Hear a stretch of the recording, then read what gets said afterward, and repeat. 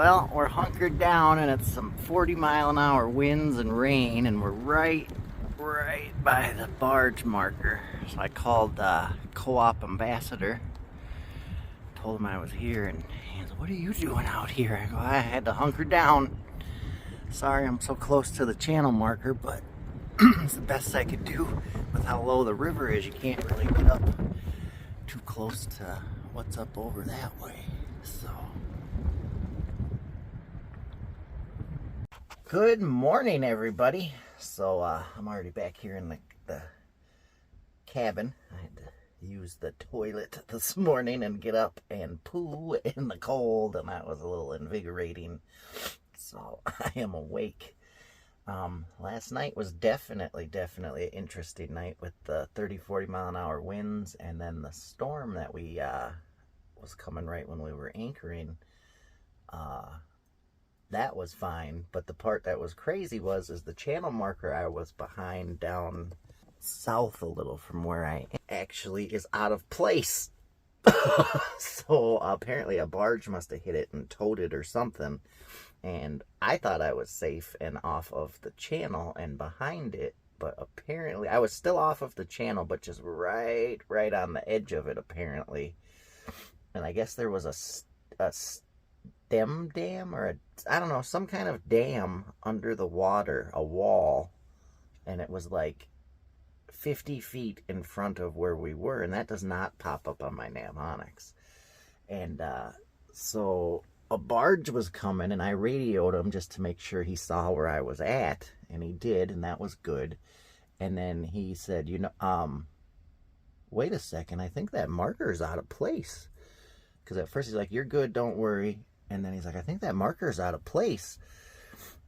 We still had room, but he had to like thread the, what do they call that? Thread the needle with his barge between the red channel marker and that green one. They were basically just wide enough for the barge to get through. And then I was like 100 feet off to the side.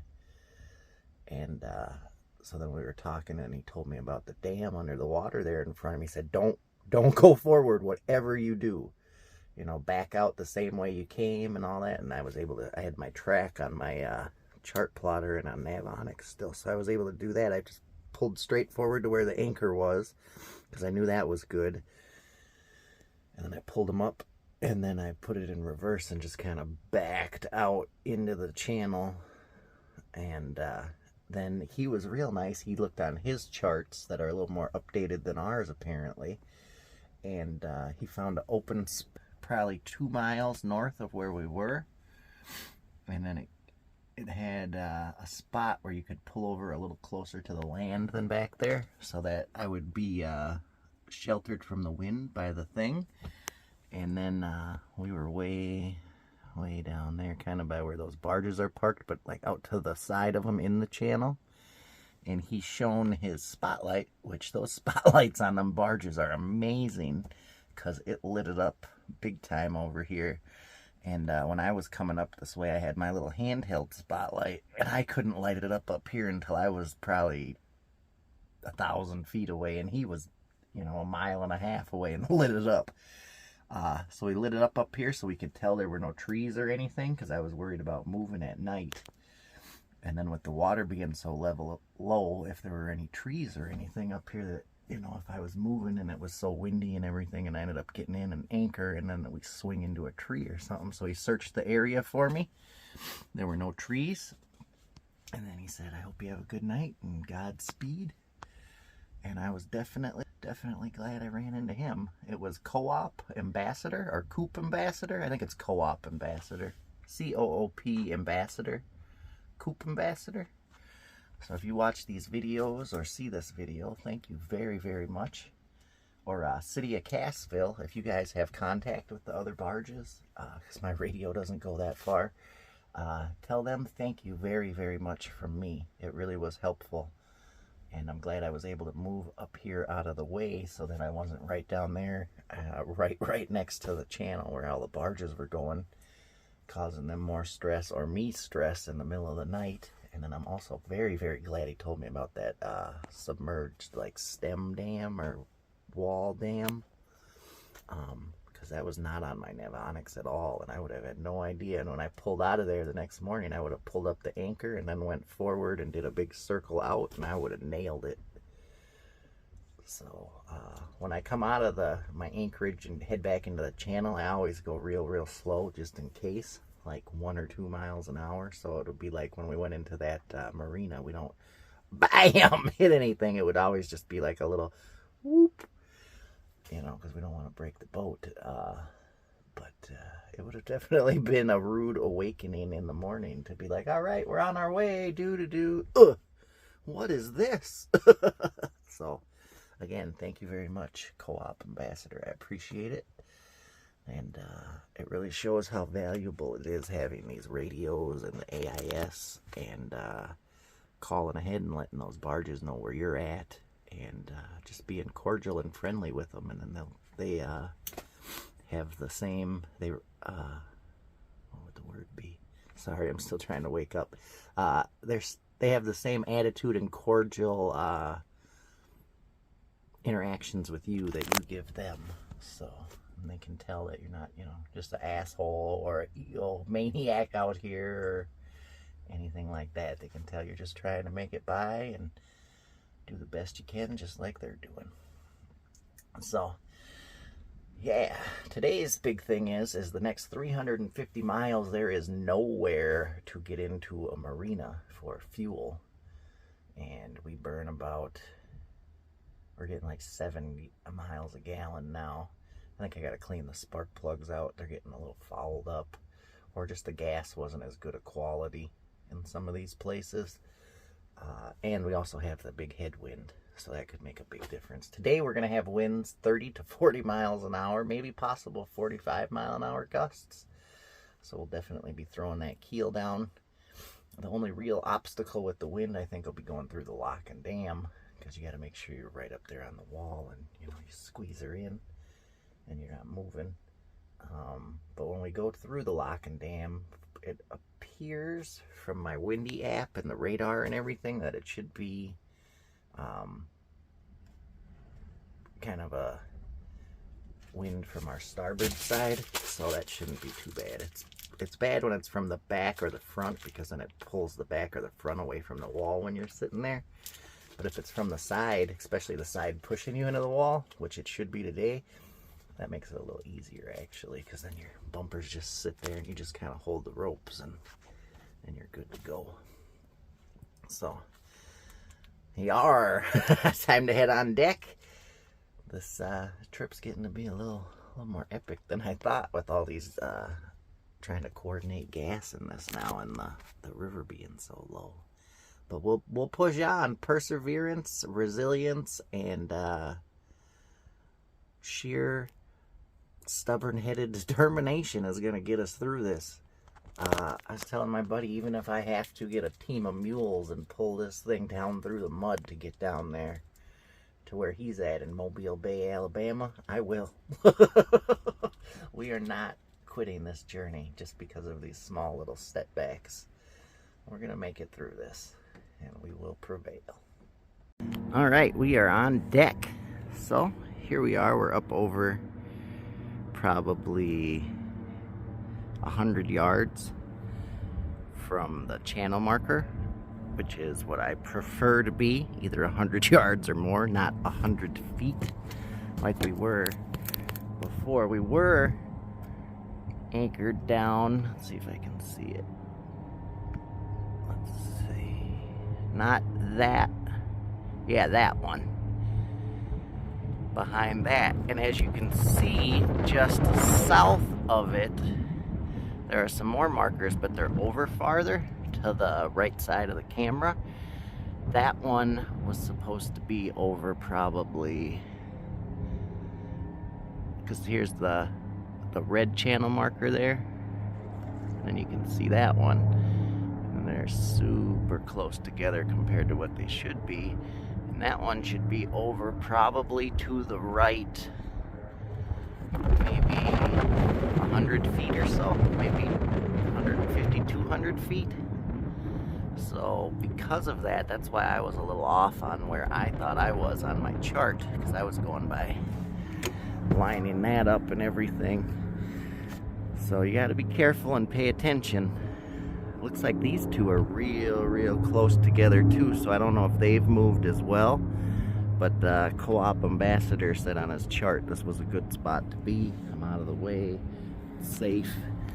It has the island there to protect me from the wind, and I'm good to go. My original plan to anchor was gonna be down kind of up, let's see, where's the marker now?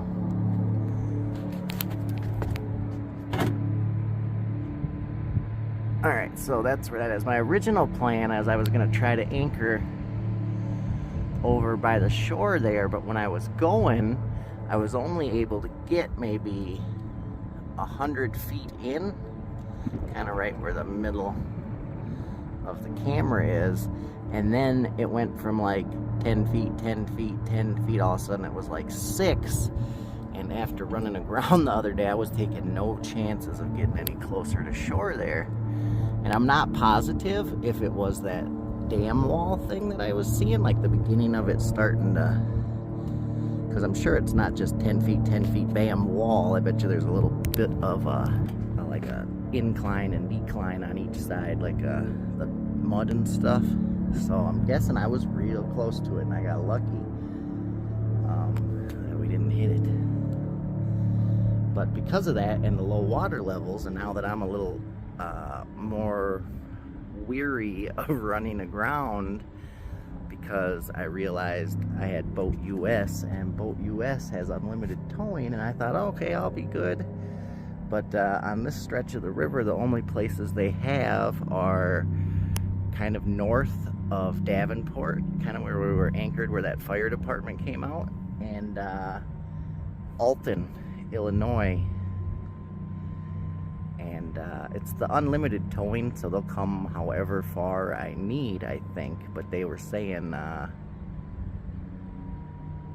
if you can, to try to find any other means possible. But that's, you know, companies, when you work with them with stuff like that, when they see you're 150 miles away but you have unlimited towing, they kind of like, oh, we would like you not to do that. But when it comes down to it, you've signed a contract, they have to stick to it. So just kind of like our boat insurance we were going through before the trip, and how they were trying to say, you know, yeah, you're correct, your contract states anywhere in the United States within 75 miles, United States or Canada, within 75 miles, which would be coastal waters, you're covered. But because you're calling it the Great Loop, they wanted me to switch insurance carriers.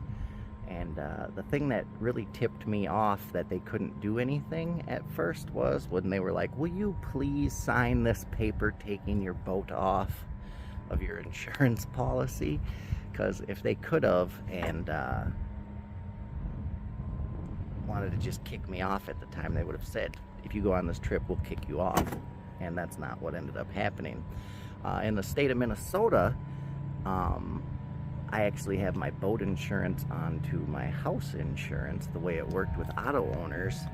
And in the state of Minnesota, once you have had your homeowner's insurance for more than 60 days, they cannot drop you unless there's a significant reason of like fraud or lying or significant change in the insurance thing.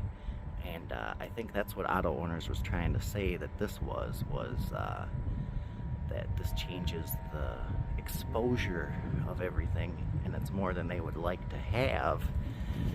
But I ended up calling the Minnesota Department of Commerce, and we talked to the insurance advocacy agency, and normally they deal with just medical insurance, you know, where insurance companies are saying we don't want to pay for this, but you know, it's in their contract, and that's what they help deal with people with. But they don't really ever have boats, so it was kind of interesting, and the lady kind of thought it was fun, and she looked through the whole contract and everything, and they couldn't really say there was a huge change in exposure, as the contract when it was signed stated I could operate anywhere within the United States within 75 miles, and I am going to be operating within that area. So they really can't say, hey, you signed a contract that said you're going to operate, that you're allowed to operate in this area. You're going to operate in this area, and now that changes things. And so the only thing that they could do was non-renewal, and that wouldn't be till May next year. And by that time, I'll either already be back on my trip or right at the end. And if I had made it already to the end, I was talking to the guy, Brandon. He said, you know, if you already made it to the end and you don't have any accidents or anything, I don't see why we wouldn't renew you.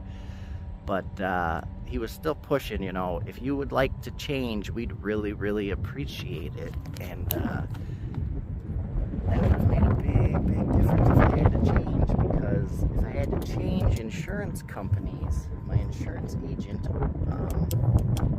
he's a good guy, I love him, he's awesome, but he was messaging everywhere saying, hey, my client wants to do the great loop, and insurance companies don't want to hear great, epic, crazy, or any words like that. They were like, oh.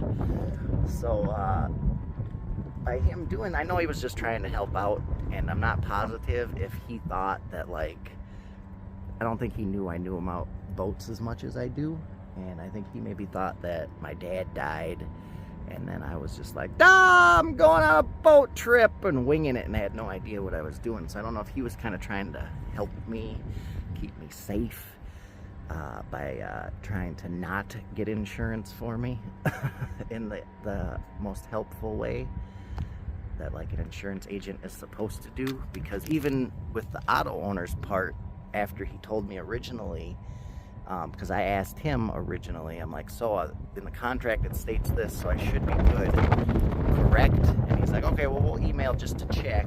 And he did an original email to auto owners, and he said, hey, you probably don't hear this very often, but my client would like to do the Great Loop. And then that's when they wrote back, and they're like, we really don't like that. And so what I asked him to do was, hey, in the contract, this is what it states. Will you email them back and tell them, you know, this is what it states, this is what you have to cover. And if they're not, I would like it in writing, that from the company, auto owners, that says, we will not cover your trip if you do this, and we are going to drop you. And he wouldn't do it. And he even got mad at me and was like, you know, I'm not even apologetic that I used the word the Great Loop. And I wanted to be like, dude, I've known you forever. You're supposed to be my buddy, and you're my insurance agent. So as an insurance agent, you're supposed to be my advocate, not the insurance company's advocate. So what was up with that? So I was a little frustrated with him. It was a weird situation to be in, because otherwise the insurance company that he found, it would have been $2,700 for insurance. That's insane. With auto owners, it was just a $187 add-on to my homeowner's insurance. So as you can see, that's quite the difference. As a backup, I was gonna maybe do Boat US, and they would have been $400, which would have been worth it, because then you got the unlimited towing with it, which is $200 a year anyway. So that kind of saves money. It would have been about the same price range of my boat insurance that I had other places, you know, like $200 for boat insurance, $200 for that unlimited towing, would have been about $400. Wouldn't have been that crazy, wouldn't have been out of league, wouldn't have been out of budget. But when we heard $2,700 for just insurance, and that didn't include any towing or anything, I was like, oh.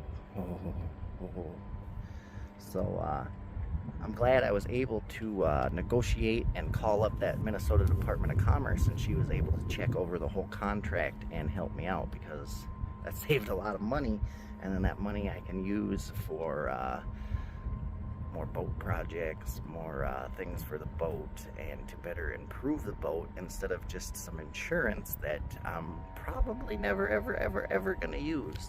I say probably because I can't guarantee anything, but I'm pretty positive we'll be all good. So, anyway, yeah, I'm blabbing again. My morning blab session about insurance. So, if you're going to do the Great Loop, insurance is a big thing.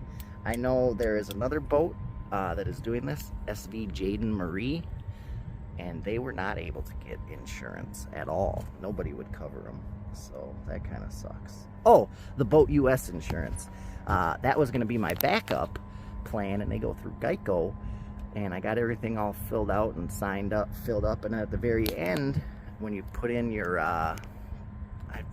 is it hull identification number, HID, it's kind of like your VIN for a boat.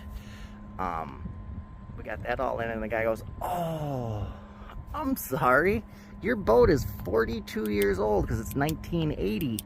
If it was a 1982, we would have totally been able to cover you because they only cover boats 40 years and younger."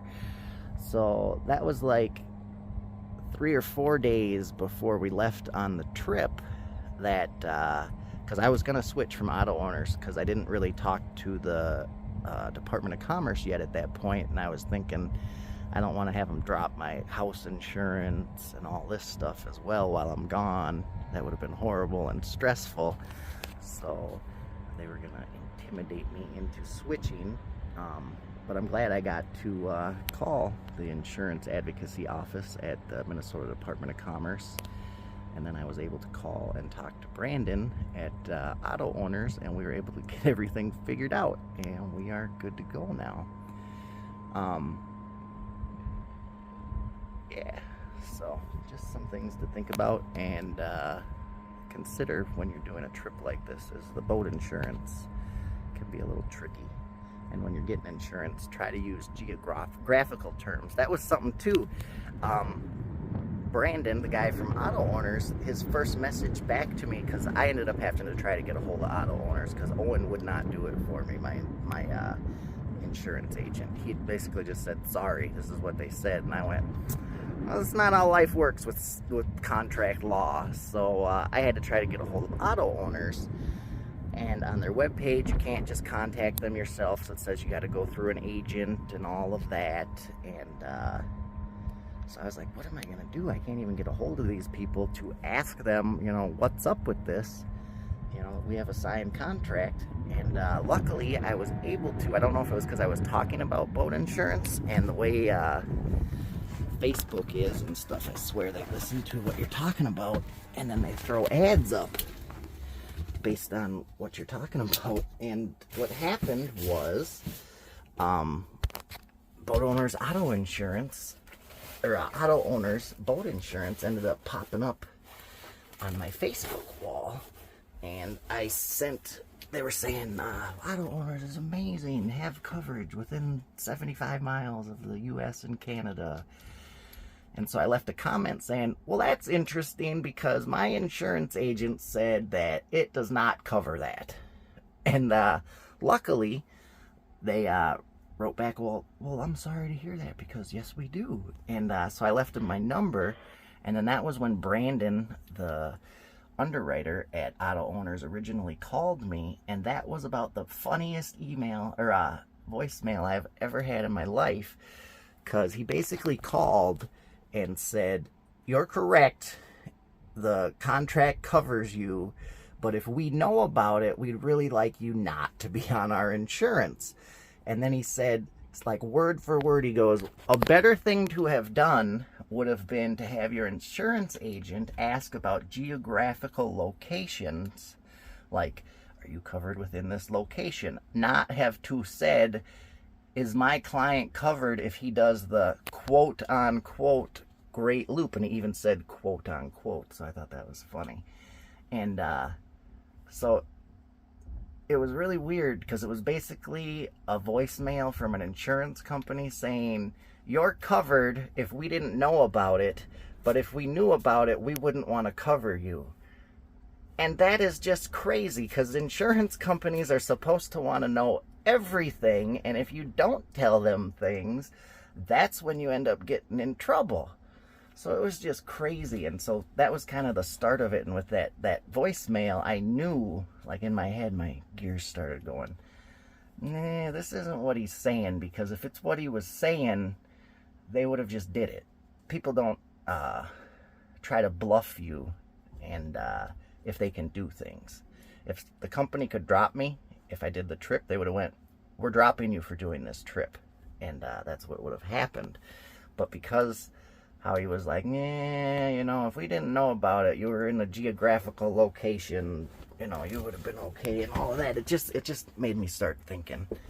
And having dealt with a lot of like authority figures with my dad dying, like doctors and that, and doctors, you know, everybody thinks doctors know everything. They don't have the slightest idea. That's why they call it a practice. They're all practicing.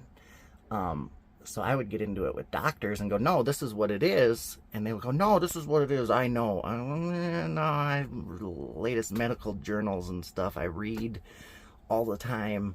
It's not what it is. And then I would end up being right. I'm not trying to be narcissistic or anything, but it happened a lot. And I've had it happen a lot in life. And because of that, it's given me that skill and ability to kind of be a little more argumentative when it comes to things. But sometimes it comes off like I'm an asshole. But you don't want to let people walk over you in life. In life, there's, you know, it's not always what people feel. It's what the law is, or the way things are written, you know. So if like auto owners, we don't feel like insuring you if you do the great loop, quote unquote. Well, it doesn't matter if that's what you feel.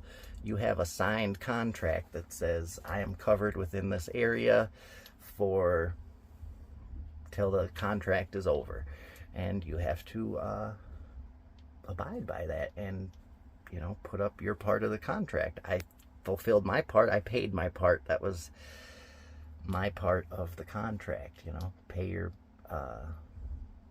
monthly dues and all that. I pay a year at a time, so it actually made it even easier, because that was another reason they could drop you, was failure of payment. Mine was already paid up for a year, so it wasn't like that's even an issue. So yeah, just some things, interesting things, and things to think about. Personally, I've never had a problem with auto owners before that, and it's in the contract, so it's what they cover. I definitely can understand where they're coming from, and I'm not positive if Owen like told Brandon, the underwriter, when he wrote about the Great Loop, and then after leaving all the comments on their Facebook thing, because I'm pretty sure he contacted my insurance agent first, and I don't know if he told him like, yeah, the kid's dad died and he doesn't know what he's doing, or blah blah blah blah, or I have no idea, because I'm pretty sure a lot of you guys just watching my Facebook and me sailing this summer on Mille Lacs had no idea I was out there doing like storm sailing and 30-mile-an-hour winds and stuff, and really honing my sailing skills, and you know, learning my love for the boat and the sea. It's really cool. It's something I feel at home while on a sailboat and sailing and just doing everything, and it just comes really easy and naturally to me, and I really like it. But yeah, so I don't know if he told them that, and so that's what they were thinking, like I was saying earlier, like they're thinking, oh, this guy's dad died, he's just gonna go off and die or something, or I don't know. But I put a lot of thought into this, and as you guys can see from my videos, I'm not just out here winging it and I have no idea what I'm doing. So yeah, that's my morning blabby blab.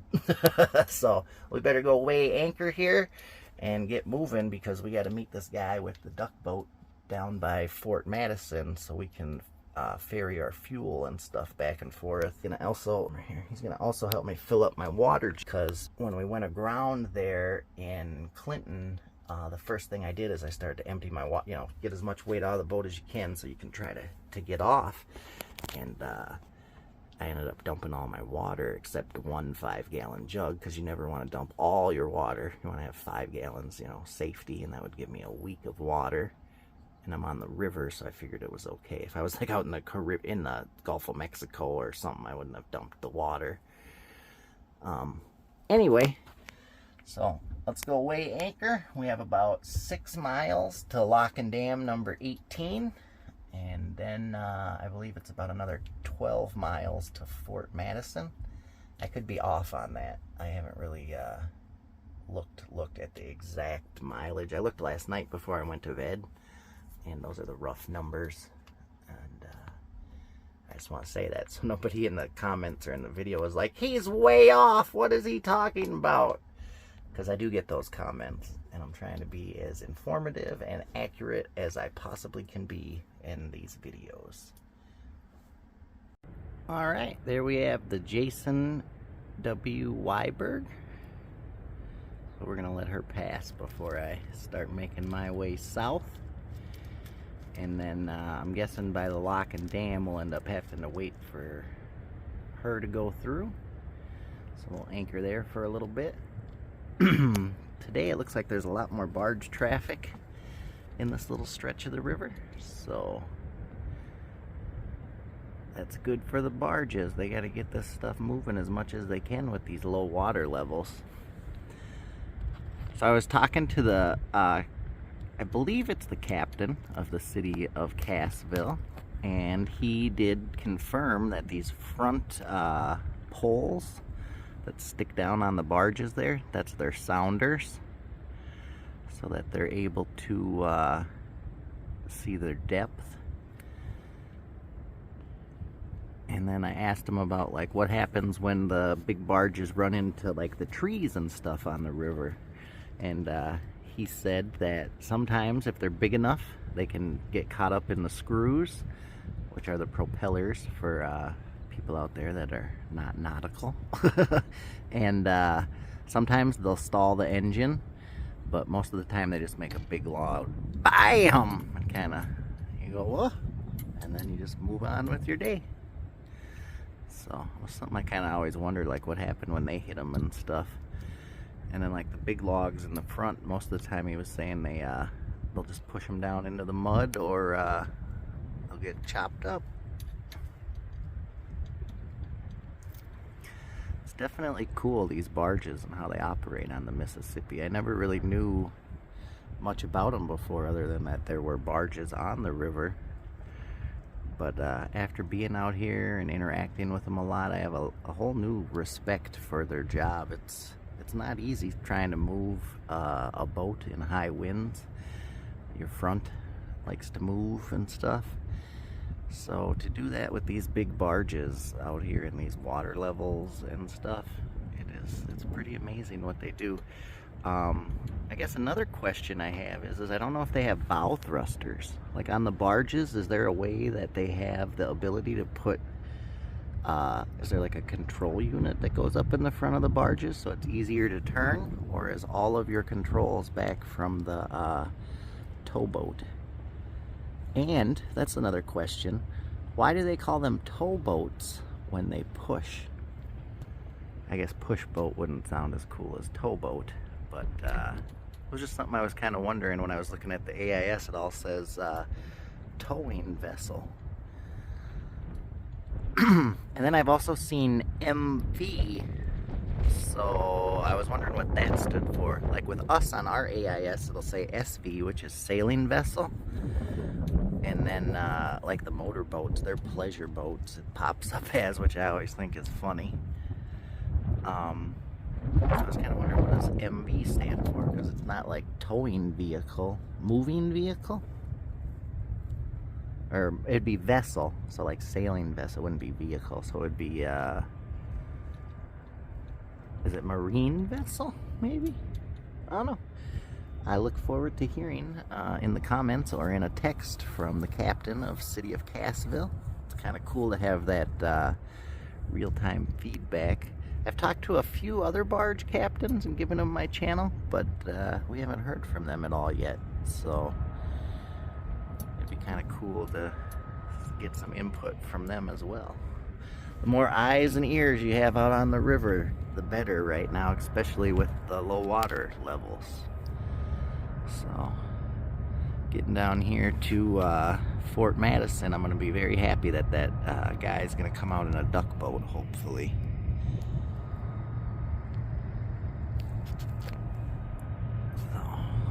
want any more running aground.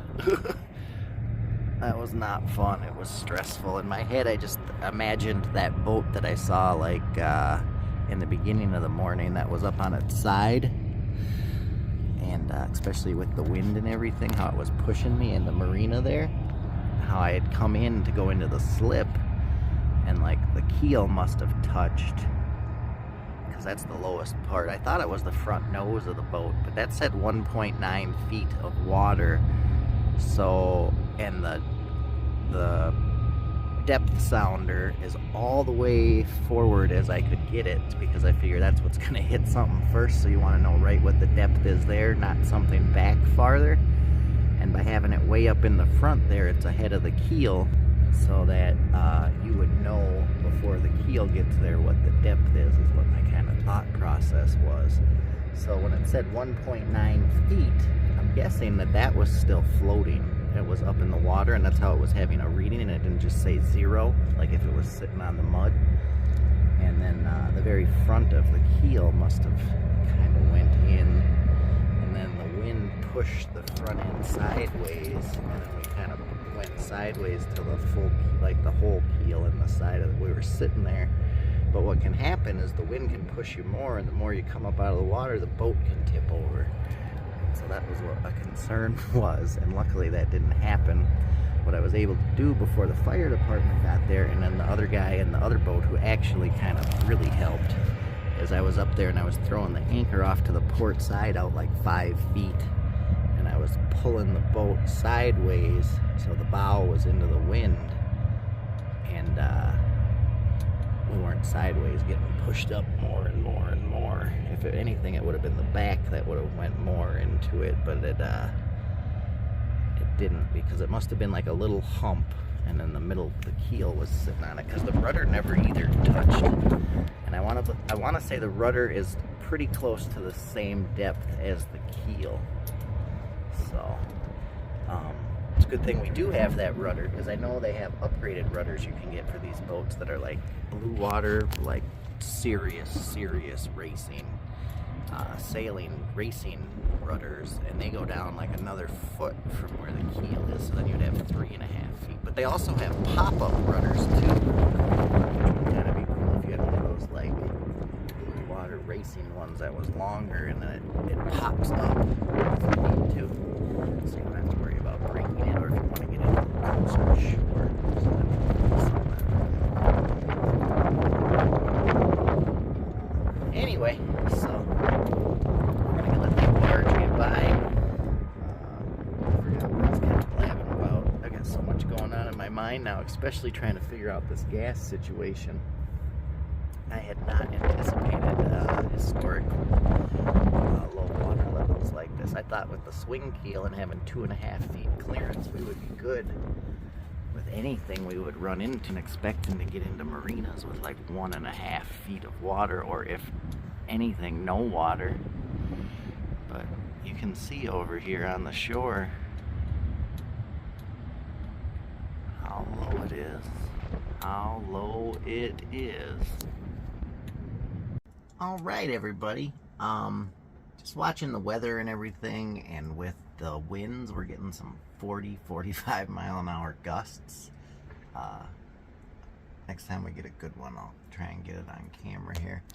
And awful, you can hear them cracking and breaking over on the island over there.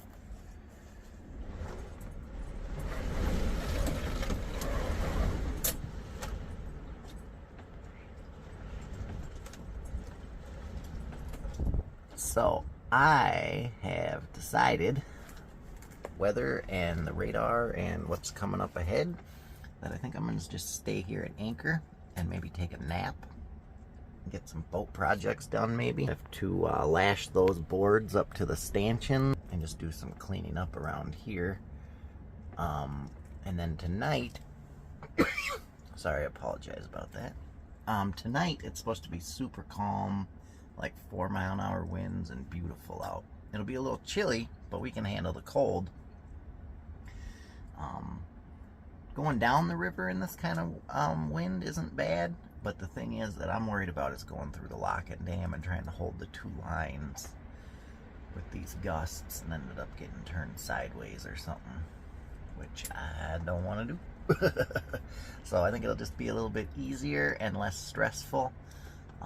We've gotten far enough south, I think, that we have a little bit of leeway that if we stay here for a little bit and then do a night run, that's not going to really make any bit of a difference. I should be able to get just as far with a night run as I can in the day, but the problem is when can I meet this person in Fort Madison for the gas? Instead of today, maybe we'll meet them tomorrow morning, because we have enough gas to get us to about Fort Madison, and just a little bit south of it, but we can get there tonight and anchor, and then tomorrow morning maybe he can come out. That's kind of the tentative plan right now. It could change. We just got to kind of base it on the weather and what it gives us.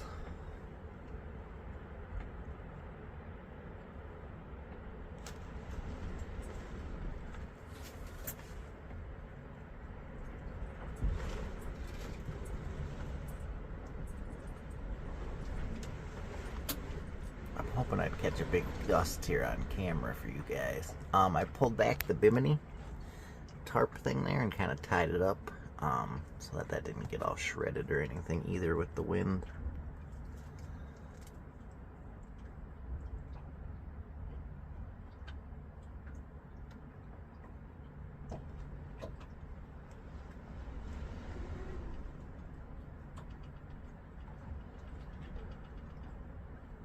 Oh, also, I learned a new nautical term for you guys. When you're at anchor and the boat is moving like in those circles the other day like we were, where the wind is pushing the back of the boat and then it does a circle all the time, that is called hunting on a sailboat. In the forums, I was looking it up and there was some guy who was saying, my hunter, which is a type of sailboat, always hunts. And they were saying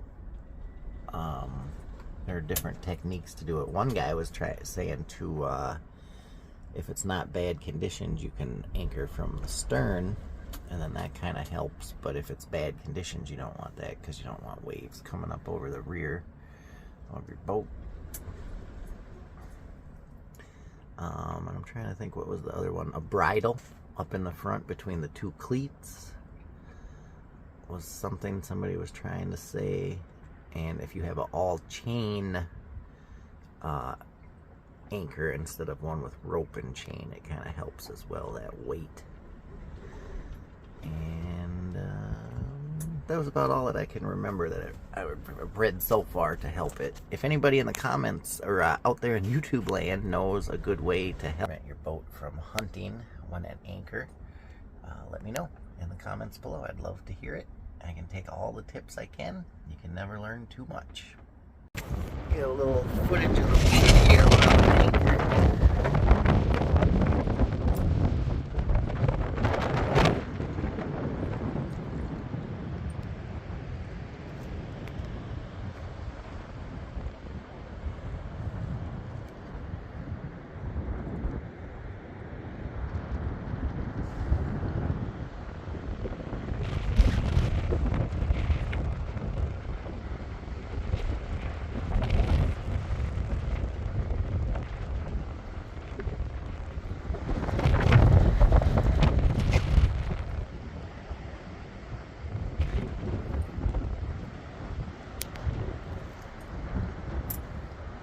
Alright everybody, we waited till the wind died. It's about 7 o'clock, 7:30.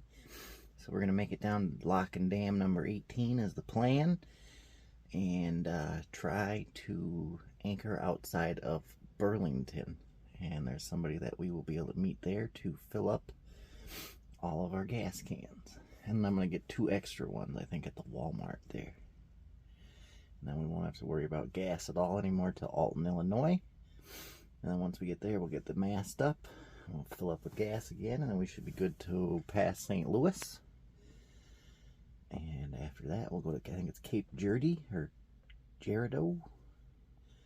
And we head up the Ohio River at Cairo. And we should be good. things are going better than I thought they were. That this morning when we woke up, it was like, uh-oh, we're not going to be able to find anybody. But now I've been on Facebook, and I've talked to some people, and they let me know about it, and that they can help me. So good times, and it's nice to have people out there that'll help you. Here we are, coming up to Lock and Dam number 18. We have Corporate Venture over here. He's parked and waiting, and I'm cleared to head up and go through the lock now. So we're going to get through the lock, and then I'll come back. Here we are, Lock and Dam number 18. Alright everybody, that's the end of Lock and Dam number 18. There's something stuck in the door back here, so I don't know what was going on. Kinda cool.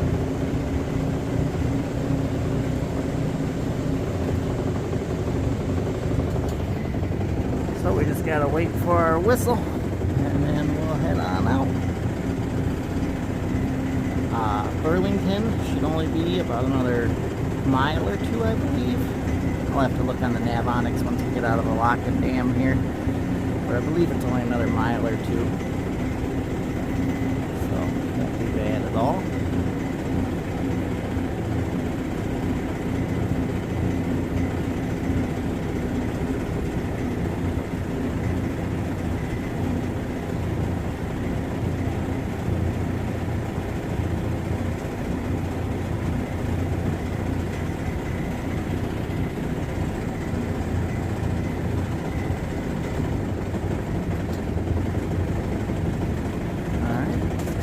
Head out.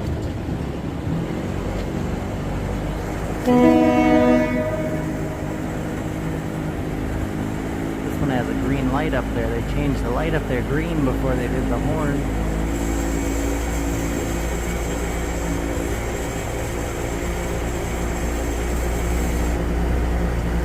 So it's nice and peaceful tonight. It's a little chilly. It's like 40 degrees, but or 43 degrees. But no wind after the 40 to 45 mile an hour gusts today. It was pretty crazy. That little island we were next to, there were trees breaking. You'd hear crash. I'm here at Anchor. It's nice and relaxing. Not being sarcastic either. Well, a little bit, but it was actually relaxing. The wind didn't affect you as much as you think.